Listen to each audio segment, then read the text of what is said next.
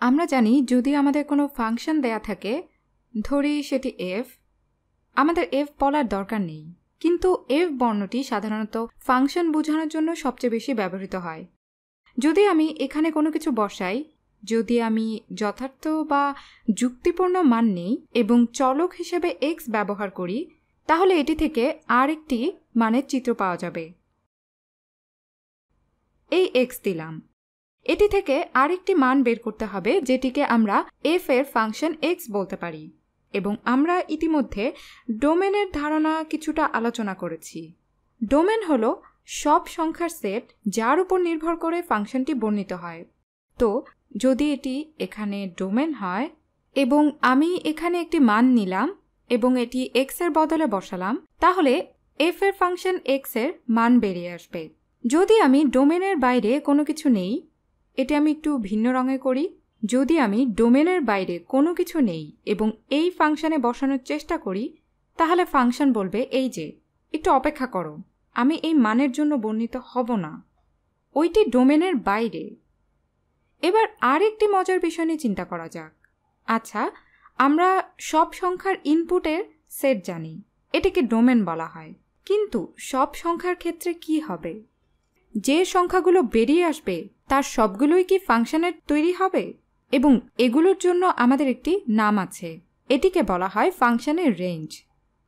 রেঞ্জের বেশ কয়েকটি সংজ্ঞা আছে, কিন্তু রেঞ্জের সবচেয়ে আদর্শ সংজ্ঞা হলো যতগুলো মান বের হওয়া সম্ভব তার সবগুলোর সেট হলো রেঞ্জ।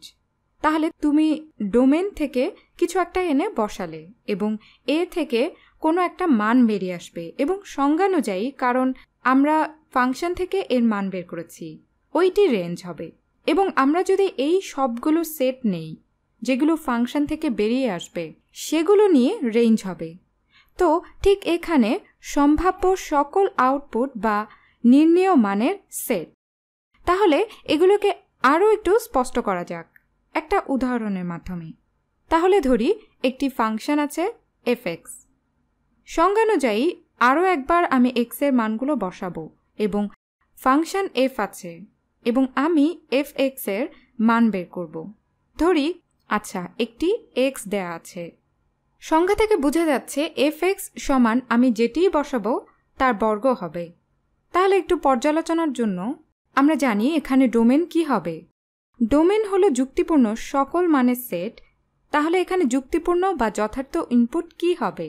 আচ্ছা, আমি কোনো বাস্তব সংখ্যা নিতে পারি এবং এখানে বসাতে পারি, এবং আমি যে কোনো বাস্তব সংখ্যা নিতে পারি এবং এর বর্গ করতে পারি, এতে কোনো ভুল নেই।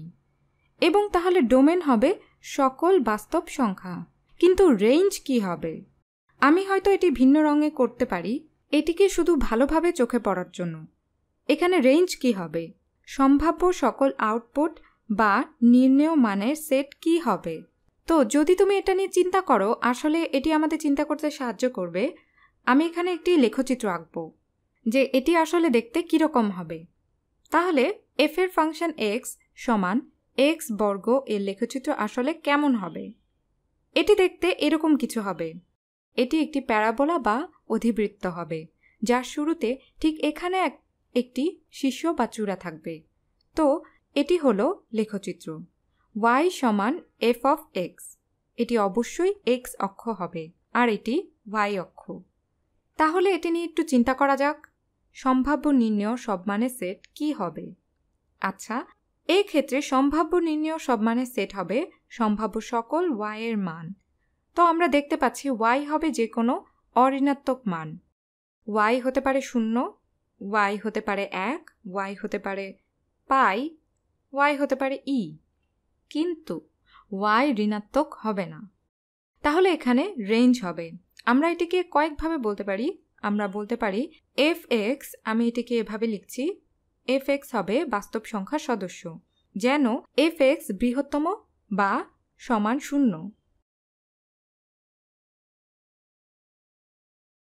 আমরা এটিকে চাইলে এভাবেও লিখতে পারি, এটিকে কম গাণিতিক চিহ্নে লিখে আমরা বলতে পারি fx হবে বৃহত্তম বা সমান 0, fx ঋণাত্মক হবে না।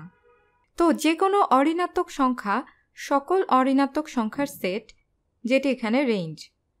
আরেকটি উদাহরণ দিয়ে করি, এটিকে আরও একটু ভালোভাবে বোঝার জন্য।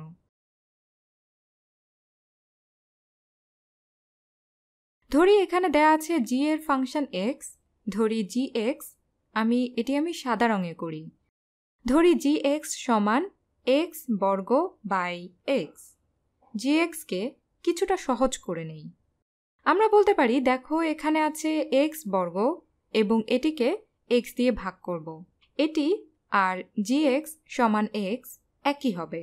x বর্গ বাই x একই, কিন্তু আমাদের একটু সতর্ক থাকতে হবে, কারণ এখানে ডোমেনে x সমান 0 হতে পারে না। যদি x সমান 0 হয় তাহলে আমরা পাব 0/0। আমরা এটিকে অসংজ্ঞায়িতভাবে পাব।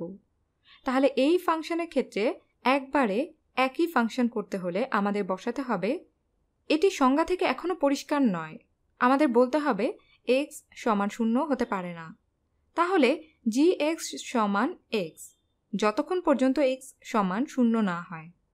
এখন এই দুইটি ফাংশন সমতুল্য এবং এটিকেও আমরা লেখচিত্রের মাধ্যমে দেখাতে পারি।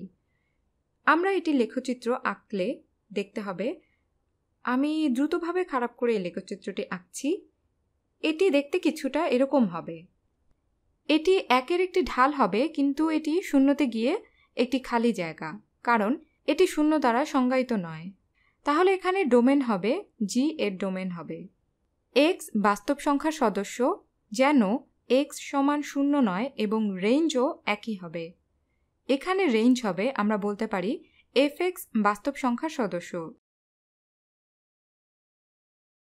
যেন fx সমান 0 নয়।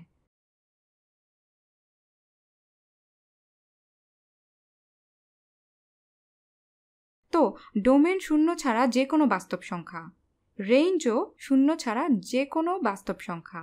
তো এখান থেকে সবচেয়ে বড় শিক্ষা আমরা নিলাম, রেঞ্জ হলো ফাংশনের সম্ভাব্য সকল আউটপুট বা নির্ণেয় মানের সেট। ডোমেন হলো ফাংশনের মধ্যে যুক্তিপূর্ণ সকল ইনপুট বা সংখ্যার সেট।